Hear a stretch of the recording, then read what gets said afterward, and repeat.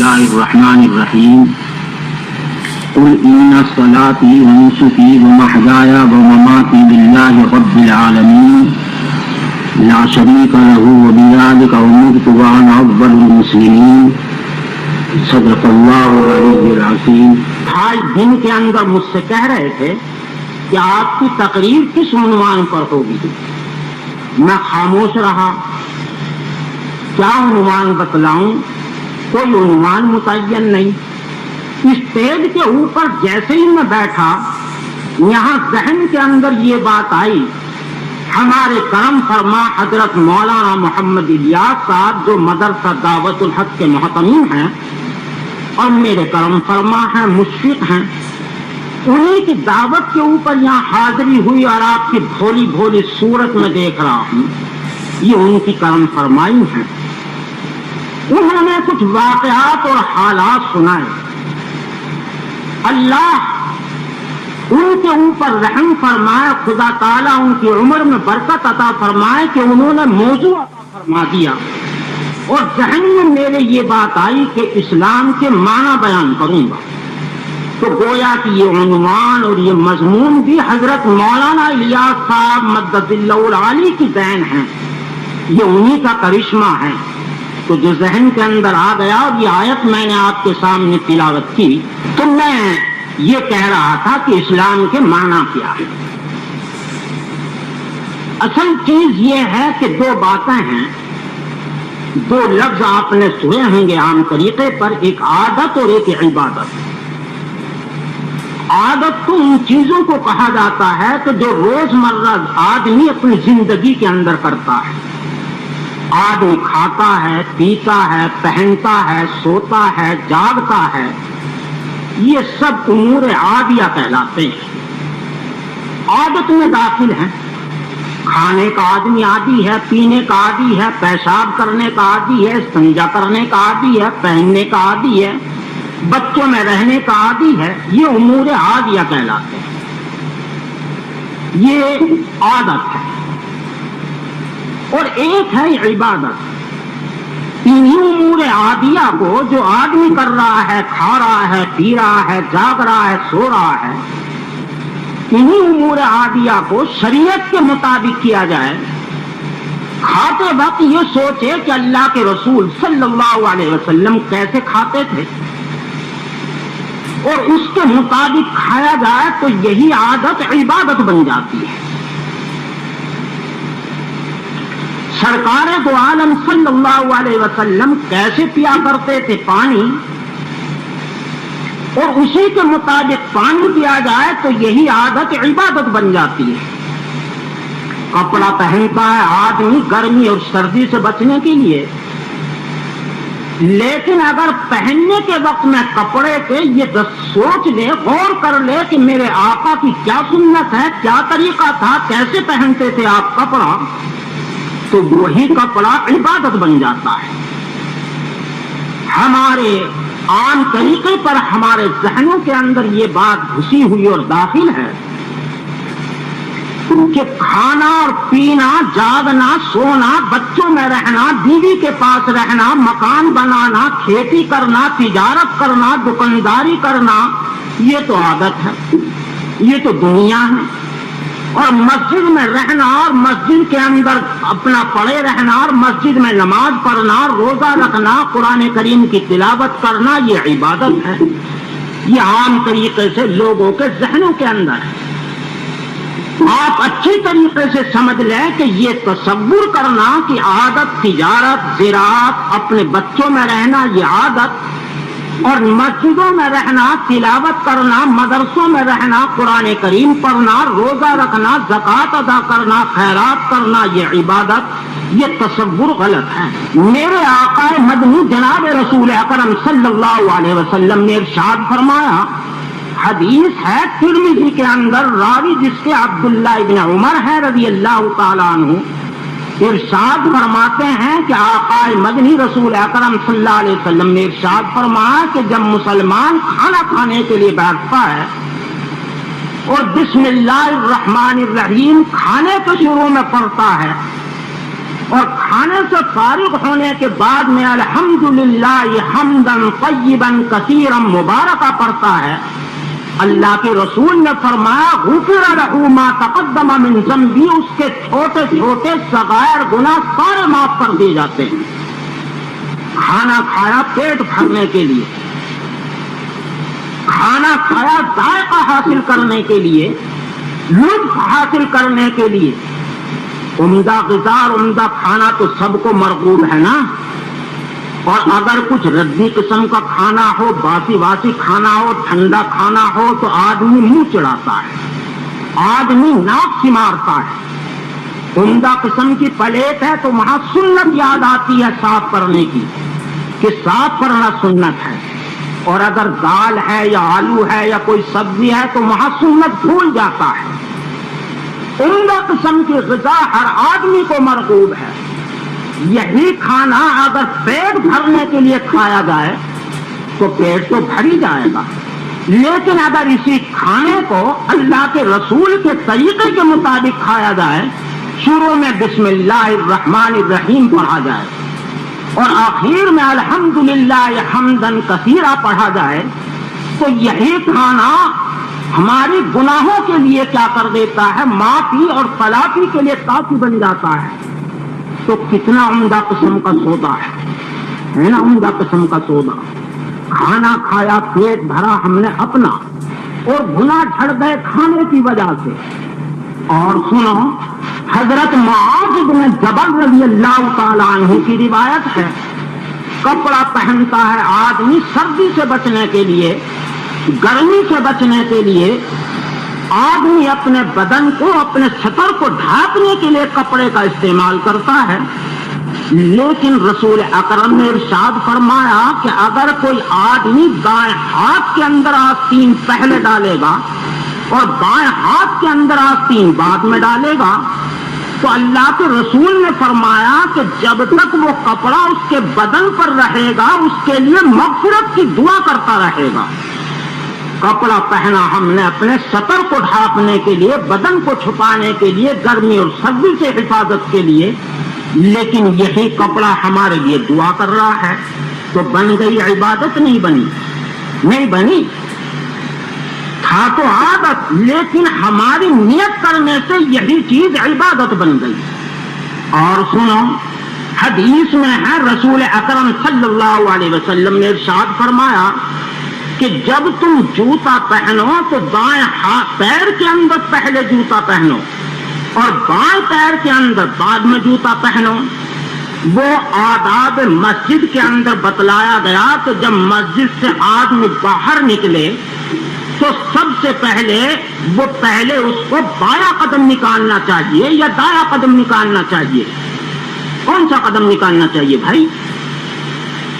بایاں قدم نکالنا چاہیے، اور بائیں قدم کو جوتے پر رکھ لینا چاہیے، اور دائیں قدم کے اندر پہلے جوتا پہنے، بائیں کے اندر بعد میں پہنے۔ نکالا جا رہا ہے بایاں قدم، جوتا پہنا جا رہا ہے دائیں قدم کے اندر۔ گھر کے اندر ہے تو پہلے دائیں قدم میں جوتا پہنو، بائیں قدم کے اندر بعد میں پہنو، اور نیت یہ ہو کہ یہ طریقہ تھا میرے آقا محمد رسول اللہ صلی اللہ علیہ وسلم کا، تو وہ جوتا جب تک اس کے اندر پیر میں رہے گا تو وہ جوتا اس کے لیے مغفرت کی دعا کرتا رہے گا۔ جوتا پہن رہے ہیں ہم اپنے پیروں کی حفاظت کے لیے، لیکن یہی جوتا کیا بن گیا؟ عبادت بن گیا، عبادت نہیں بنا۔ تو ہمارے اور آپ کے تصور کرنے سے عادت اور عبادت کا اس کا شمار نہیں ہے۔ ہم نے تو، آپ نے تو نماز پڑھنے کو عبادت سمجھ لیا، روزہ رکھنے کو عبادت سمجھ لیا، تلاوت کرنے کو عبادت سمجھ لیا، اور جوتا پہننے کو، کپڑا پہننے کو اور کھانے کو ہم نے عادت سمجھ لیا۔ یہ نہیں، بلکہ نیت کرنے سے ہماری عادت بھی کیا بن جائے گی؟ عبادت بن جائے گی۔ اور سنو، نبی پاک صلی اللہ علیہ وسلم نے ارشاد فرمایا کہ شوہر بیوی کے پاس جاتا ہے اور اس کے ساتھ وہ ہم بستری کرتا ہے تو اس کے اوپر بھی اللہ سبحانہ و تعالی اجر عطا فرماتے ہیں۔ صحابہ نے ارشاد فرمایا آیاتی احدنا صحبتہ ولہ فیہا اجر یا رسول اللہ کے رسول کمال ہے، وہاں تو انسان اپنی خواہش پوری کر رہا ہے، بیوی سے اپنی خواہش پوری کر رہا ہے، وہاں اجر کا اور وہاں ثواب کا کیا کام ہے؟ میرے آقا محمد رسول اللہ صلی اللہ علیہ وسلم نے مسئلے کو حل فرما دیا، ارشاد فرمایا کہ اگر یہی پانی حرام جگہ پر استعمال ہوتا تو کیا گناہ نہ ہوتا؟ غیر بیوی سے غیر عورت سے اگر صحبت کی جاتی تو کیا زنا نہ کہلایا جاتا؟ کیا اس کو سزا نہ دی جاتی؟ صحابہ نے ارشاد فرمایا کہ جی ہاں، کہ جب وہ پانی اپنے محل کے اندر استعمال کیا جا رہا ہے تو کیا وہ عبادت شمار نہیں ہوگا؟ اس کے اندر اجر نہیں ہوگا؟ یقینی طور پر اس کے اندر اجر ہوگا۔ اسی کو بیان فرمایا اللہ کے رسول صلی اللہ علیہ وسلم نے کہ تمہارے ہر کام کے اندر اجر ہی اجر ہے، عبادت ہی عبادت ہے، شرط یہ ہے کہ لیکن تمہاری نیت صحیح ہو، اور یہی عبادت یہی روزہ ہے۔ اگر اس کے اندر آدمی دن بھر بھوکا رہے، پیاسا رہے، کھائے کچھ نہ پیے کچھ نہ، اور خاموشی کے ساتھ گھر میں بیٹھا رہے یا خاموشی کے ساتھ بازاروں میں پھرتا رہے، بھوکا ہے پیاسا ہے اور نیت اس نے کسی چیز کی نہیں کی ہے، تو اس کا روزہ ہو جائے گا۔ میں چاہ رہا ہوں سفر کے اندر کھانے کو کچھ نہیں ملا، پیا میں نے کچھ نہیں ہے، تو بس روزے کا ثواب مجھے مل جائے گا، مفت میں مل جائے گا ثواب۔ اللہ میاں بیٹھے ہیں بس ثواب دے دو، مفت میں مل جائے گا۔ احسب الناس ان یترکوا ان یقولوا آمنا وهم لا یفتنون، لوگوں نے یہ سمجھ رکھا ہے کہ ہم تو بڑے غفور الرحیم ہیں، ہم تو بڑے اکرم الاکرمین ہیں، بڑے ارحم الراحمین ہیں، رحیم ہیں، کریم ہیں، سب کو معاف کر دیں گے۔ سمجھ رکھا ہے آمنا اور اسلمنا، ہم ایمان لے آئے اور ہم اسلام لے آئے اور یہی کافی ہو گیا۔ اللہ فرما رہے ہیں وَهُمْ لَا يُفْتَنُونَ، ان کو بھٹی کے اندر نہیں تپایا جائے گا، ان کی آزمائش نہیں کی جائے گی، آزمائش کی جائے گی، محنتیں کی جائے گی، مجاہدہ کیا جائے گا، ریاضتیں کی جائے گی، تب جا کر ایمان کسوٹی کے اوپر رکھ کر پرکھا جائے گا کہ ایمان ہے یا نہیں ہے۔ سب مومن ہوگا۔ کپڑا میلا ہو جاتا ہے، غسل خانوں کی کھوٹیوں کے اوپر پڑے رہتے ہیں، ٹانگ دیتے ہیں، پڑے رہتے ہیں کپڑے ادھر ادھر، پڑے رہتے نہیں پڑے رہتے، اور جب ان کے میل اور کچیل دور کر دیا جاتا ہے، صابن لگا کر اس کے اوپر گھسا لگایا جاتا ہے، دھوپ کے اندر ڈال کر دھوپ کی تپش کے اندر پڑا رہتا ہے، تمازت کے اندر سوکھا رہتا ہے، اور پھر گرم گرم پریس اس کے اوپر پھیرا جاتا ہے نا، پھر وہ اٹیچیوں میں رکھا جاتا ہے، برسکیٹوں میں رکھا جاتا ہے، بدن کے اوپر پھر اس کو پہنا جاتا ہے، پہنتے ہیں نا، کب پہنا؟ اس کے اوپر پریس پھیرا گیا، اس کو دھو کر دھوپ کے اندر ڈال دیا گیا، اب وہ اس پہننے کے قابل ہو گیا، اس کو مجاہدہ ریاضتیں اس کو کرائی گئی، اب وہ پہننے کے قابل ہوا، تو جنت میں تو جائیں گے، سب جائیں گے، کلمہ گو جائیں گے، سب جائیں گے، لیکن مجاہدے کے بعد، ریاضتوں کے بعد، خیر میں مضمون کے اوپر نہیں، بات اصل جو چل رہی تھی وہ یہ تھی کہ اصل کام جو ہمارے ہیں امور عادیہ، اگر ان کو اس نیت سے کیا جائے کہ اللہ کے رسول صلی اللہ علیہ وسلم نے کس طریقے سے کیا اور ان کی کیا طریقہ تھا، اللہ کے رسول کی سنت کا خیال کیا جائے، ایک عادت اور ایک عبادت۔ حدیث میں نبی کریم صلی اللہ علیہ وسلم نے ارشاد فرمایا من قاد اعمى فغفر له ما تقدم من ذنبه، ایک اندھا ہے، نابینا ہے، ٹھک ٹھک کرتا جا رہا لاٹھی لیے ہوئے، ایک قدرتی طور پر طبیعت میں سوال پیدا ہوتا ہے کہ بوڑھا آدمی ہے، اندھا ہے، نابینا ہے، اس کو راستے کے اوپر لگا دیا جائے، تو اللہ کے رسول نے ارشاد فرمایا کہ اس کے لیے ہر قدم کے اوپر ایک نیکی ملے گی اور اس کے گناہ معاف کر دیے جائیں گے۔ آپ نے تو ہمدردی کے طور پر اس کو سہارا لگایا ہے، اس کو راستے کے اوپر لگایا، لیکن اگر نیت یہ ہے کہ اللہ کے رسول نے ارشاد فرمایا کہ بوڑھوں پر مدد کرو، کمزوروں کو سہارا دو، نابینا اور اندھوں کو تم راستے کے اوپر لگاؤ، اس وجہ سے ہم اسلام کے طریقے کے اوپر چل رہے ہیں، تو یہی ڈنڈا پکڑنا اور اس کو راستے کے اوپر لگا لینا یہی عبادت میں شمار کیا جائے گا۔ ایک حدیث آتی ہے، سیدنا نبی پاک صلی اللہ علیہ وسلم نے ارشاد فرمایا، السواک مطہرۃ للفم ومرضاۃ للرب، مسواک منہ کی پاکیزگی کا ذریعہ ہے اور اللہ کی خوشنودی کا بھی ذریعہ ہے۔ مسواک اللہ کے رسول نے 70 فائدے بیان فرمائے اور ایک فائدہ سب سے بڑا یہ بیان فرمایا کہ جو آدمی مواظبت کرے گا، مداومت کرے گا مسواک کے اوپر، نمازوں سے پہلے وضو کے اندر مسواک کرے گا، تو مرتے وقت اس کی زبان کے اوپر کلمہ لا الہ الا اللہ محمد رسول اللہ جاری ہوگا۔ یہ فائدہ بہت بڑا فائدہ ہے۔ اکابرین نے، ہمارے بزرگوں نے اس کا تجربہ بیان کیا ہے کہ اگر کوئی شخص مداومت کرتا ہے تو اس کی زبان پر کلمہ جاری ہوتا ہے مرتے وقت۔ اور اللہ کے رسول نے فرمایا مسواک منہ کی پاکیزگی کا ذریعہ ہے، گندگی کو دور کرتا ہے، گندے پانی کو نکالتا ہے، اور اللہ کی رضا اور اللہ کی خوشنودی کا بھی ذریعہ ہے۔ منہ کی بھی پاکیزگی ہو رہی ہے اور اللہ کی رضا بھی حاصل ہو رہی ہے۔ لیکن میں اور آپ صبح کو منجن مل رہے ہیں، کولگیٹ مل رہے ہیں، بس اس کے بعد میں کچھ نہیں، تو صبح کا جو تعفن، رات کے اندر جو منہ کے اندر بدبو پیدا ہو جاتی ہے، صبح کے وقت میں وہ کولگیٹ مل لیا، بیوی نے بھی ملا، میں نے بھی ملا، لڑکی نے بھی ملا، بیٹے نے بھی ملا، سب کے علیحدہ علیحدہ برش رکھے ہوئے ہیں، سب نے مل لیا، اور بقیہ نمازوں کے اوقات میں کچھ نہیں، مسواک ہی بھول گئے۔ اب تو امت بھول گئی مسواک، اب تو وہی کولگیٹ چل رہے ہیں۔ وہ دانت تو صاف ہو جائیں گے، لیکن بھائی اجر و ثواب بھی ملے گا یا نہیں ملے گا؟ وہ تو ہم نے منہ کی پاکیزگی کے لیے ہم نے کولگیٹ ملا ہے، اللہ کی رضا اور اللہ کے رسول کے حکم کی بنا پر ہم نے مسواک کو اور یا کولگیٹ کو نہیں ملنا ہے۔ اگر ملتے تو 5 وقت کے اندر ملتے۔ تو اللہ کے رسول نے فرمایا السواک مطہرۃ للفم ومرضاۃ للرب، یہ منہ کی پاکیزگی کا بھی ذریعہ ہے اور اللہ کی خوشنودی کا بھی ذریعہ ہے۔ تو معلوم یہ ہوا کہ اسلام کے ہر عمل کے اندر 2 راستے ہیں، ایک دنیا کی طرف جاتا ہے اور ایک دین کی طرف جاتا ہے۔ یہ ہمارا عمل ہے، یہ ہمارا کام ہے کہ دنیا کے عمل کو ہم دین بنا دیں، تو کتنا بڑا آسان سودا ہے، اور اگر ہم دین کے کام کو دنیا بنا دیں تو بڑا مہنگا سودا ہے۔